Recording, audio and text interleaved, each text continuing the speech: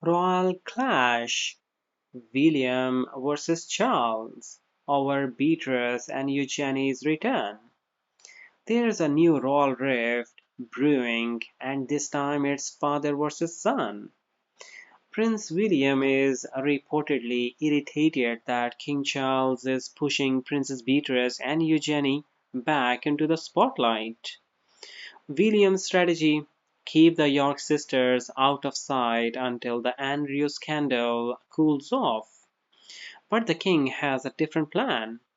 He believes the family must be seen healing in public, using Beatrice and Eugenie's charity work and public appearances as a PR masterstroke to generate some much needed good press.